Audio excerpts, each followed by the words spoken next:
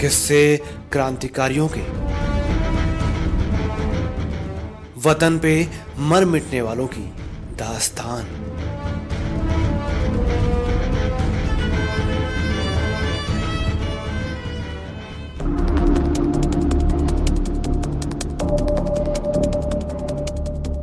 सहकार radio के श्रोताओं को पवन का नमस्कार। साथियों, क्रांतिकारियों की कहानियों की श्रृंखला को आगे बढ़ाते हुए आज हम बात करेंगे हिंदुस्तान सोशलिस्ट रिपब्लिकन एसोसिएशन के प्रमुख कमांडर क्रांतिकारी चंद्रशेखर आजाद के बारे में।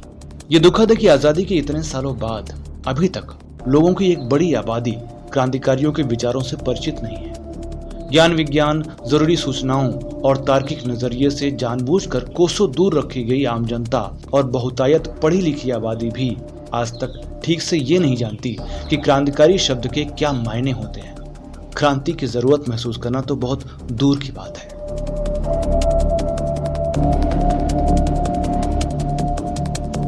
क्रांतिकारी सिर्फ बम और पिस्तौल ही चलाते थे या उनके कुछ स्वतंत्र विचार भी थे? आजादी को लेकर वे कैसा स्वप्न देखते थे? वो कैसा समाज बनाना चाहते थे? क्या उनके सपनों की समाज व्यवस्था बन सकी? और आज भी कौन सी वो ताकतें हैं जो शहीदों के सपनों का समाज नहीं बनने देना चाहती? क्या वजहें हैं कि लोग उन अधूरे सपनों को पूरा करने के लिए आगे नहीं आते? हमें आशा है कि थोड़ा समय निकालकर आप इन बातों पर विचार करेंगे।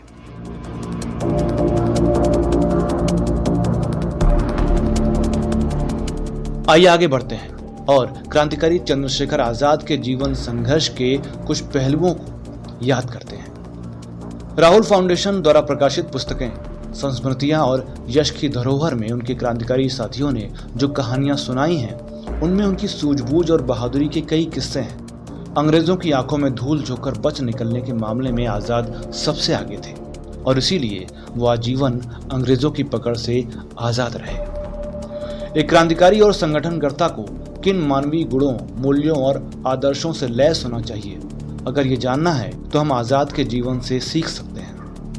आजाद जिस किसी से भी मिलते उसे अपना बना लेते। दल से नए जुड़ने वाले क्रांतिकारी साथी उनसे प्रभावित हुए बिना नहीं रह सकते थे। वो बहुत जल्द ही किसी के भाई, किसी के बेटे या किसी का देवर बन जाते और लोग उन्हें अपना बना लेते। एक अच्छे संगठनकर्ता में जो खूबियां होनी चाहिए वो आजाद में भरपूर थी।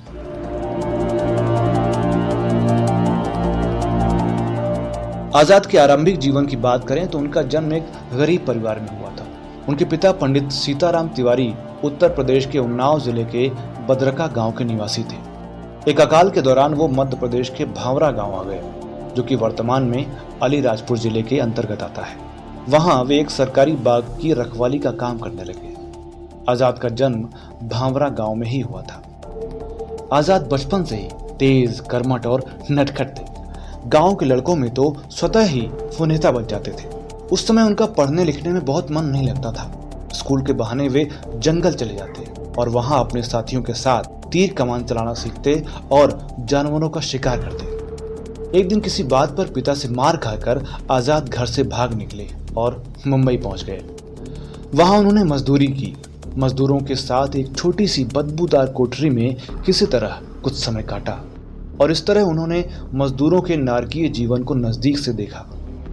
गांव में रहते हुए किसानों के कठिन परिश्रम को वो देख ही चुके थे। इसलिए जब भी कभी मजदूरों, किसानों और समूची मेहनतकश आबादी को बराबरी का हक दिलवाने या समता मूलक शोषण रहित समाज बनाने की बात आती थी तो वो अधिकार पूर्वक अपनी बात रखते। मुंबई से वापस आकर वो बनारस पहुंचे और काशी विद्यापीठ में संस्कृत पढ़ने लगे। उन दिनों असहयोग आंदोलन चल रहा था। आजाद ने उसमें बढ़ चढ़कर हिस्सा लिया। आंदोलन समाप्त हो जाने के बाद बनारस में वे मनमथ नाथ गुप्त आदि के संपर्क में आए और गुप्त क्रांतिकारी दल से जुड़ गए। क्रांतिकारी रामप्रसाद बिस्मिल के नेतृत्व में उन्होंने काकोरी ट्रेन कांड में भाग लिया और सन 1925 में काकोरी षड्यंत्र केस से फरार होकर उत्तर प्रदेश के झांसी आ गए। झांसी और ओरछे के बीच सातार नदी के किनारे पर एक कुटिया में वे हरिशंकर ब्रह्मचारी बनकर लंबे समय तक रहे। यहीं से उन्होंने दल के छिन्न भिन्न सूत्रों को फिर से जोड़ना शुरू किया।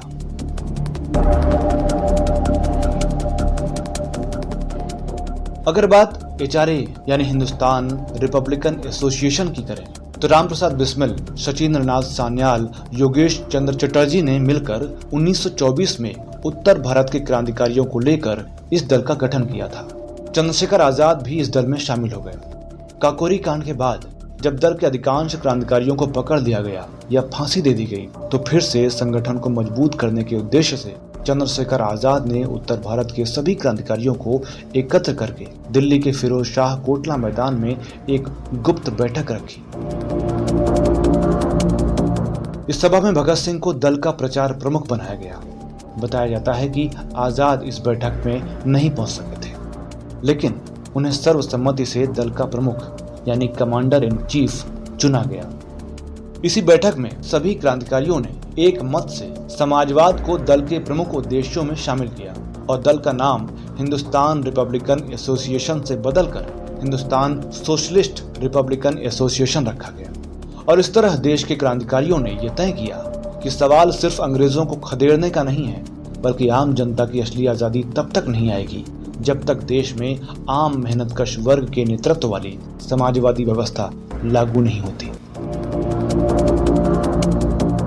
हम जानते हैं कि क्रांतिकारियों का यह सपना आज तक अधूरा है। देश की बहुसंख्यक मेहनतकश जनता पूंजी के पाटों के बीच पिस रही है और इनके खून पसीने की कमाई से कुछ मुट्ठी भर धनकुबेर अपनी तिजोरियां भर रहे हैं। देश की सत्ता पर अपने मनपसंद चुनावी मदारियों को बिठाकर ये धनकुबेर देश के संसाधनों को खुलेआम लूट रहे हैं।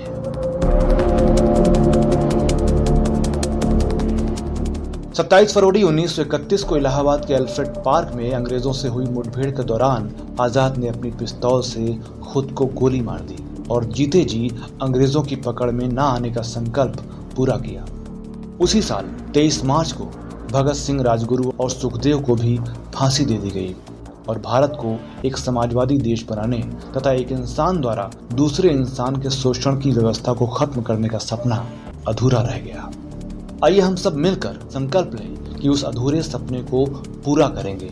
अमर शहीद चंद्रशेखर आजाद और उनके साथियों को हमारा क्रांतिकारी सलाम। ऐसे ही किसी और क्रांतिकारी की कहानी के साथ हम आपसे फिर मिलेंगे। तब तक के लिए दीजिए इजाजत अपने दोस्त पवन को। इनकलाब जिंदाबाद।